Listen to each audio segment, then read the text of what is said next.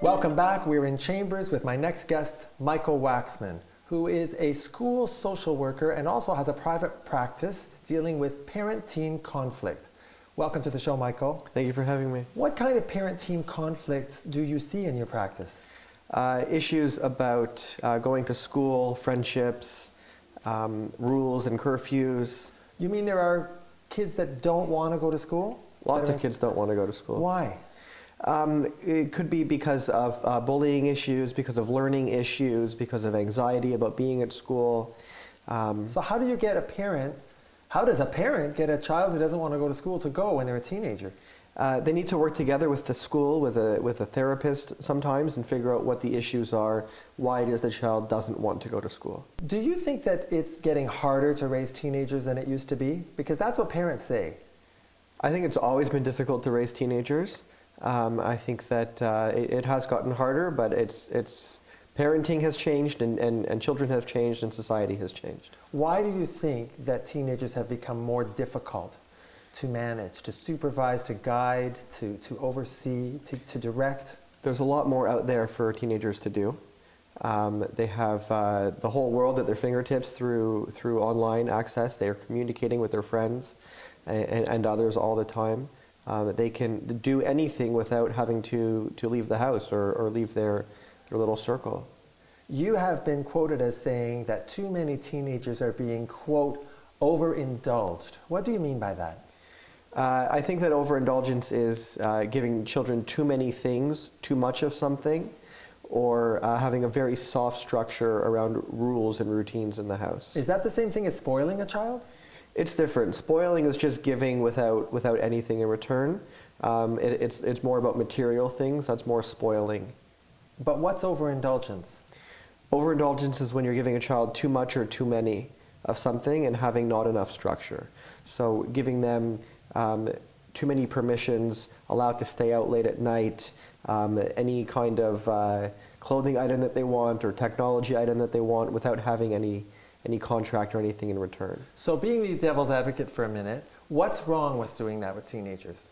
I mean, what would you say to parents who say, look, I want my kids to have what I never had as a teenager? What's wrong with that?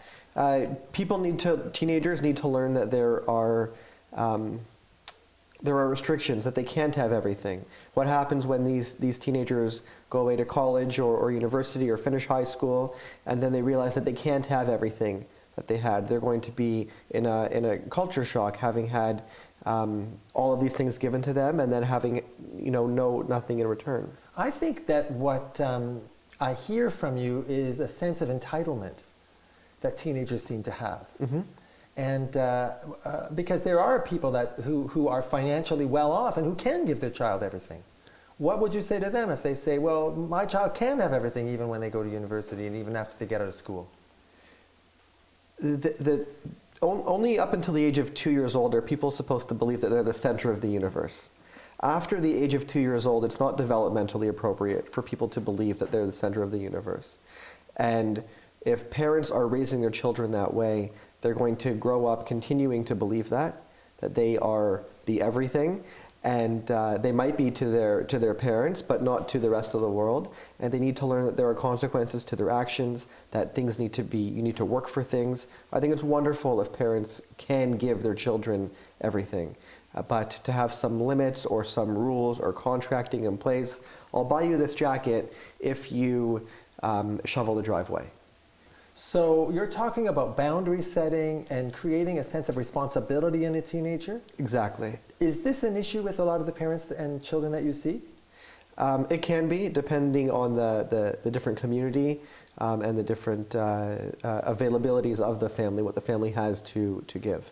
I've been very surprised recently in court to hear that some high school students are completely addicted to text messaging and cannot pull themselves away from their cell phones.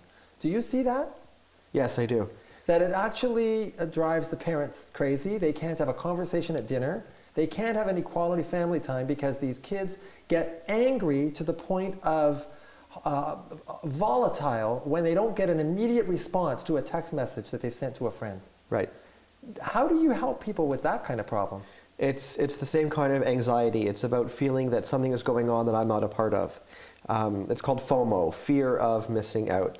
And they're scared that something is going on. There's a party, a conversation, a get-together that they're not a part of, and then they're not going to feel that they're a part of it. Is it healthy to give kids cell phones if this is what they end up developing? I think that it's healthy to give kids cell phones, but I think there needs to be limits. In the past, you used to say, there's only one phone line in the house, and Right. the child is on the phone all night long, and I can't do anything. I can't call Use the anybody. I phone. can't use the phone.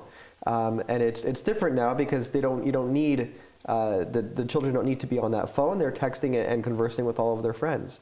I think it's okay as long as it's within limits. If it's getting in the way of having face-to-face interactions, if it's getting in the way of doing active activities, being active and doing things, then it's becoming a problem.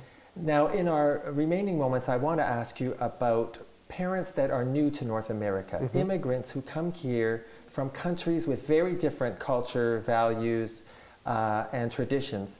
And the children, we see conflict in the courts between adolescent, teenage kids who want to integrate more into the North American culture and lifestyle, and the parents are very upset that their children seem to be losing touch with their foundation, with their base.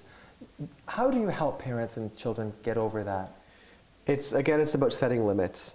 Understanding that teenagers need to branch out, need to discover who they are, regardless of their cultural background or religious background or where they come from. And they need to also respect their parents' wishes. Well, this is a really important part of raising children because they're all going to be teenagers one day, and I really appreciate you sharing your expertise with us. Thank you for being on the show, Michael. Thank you for having me.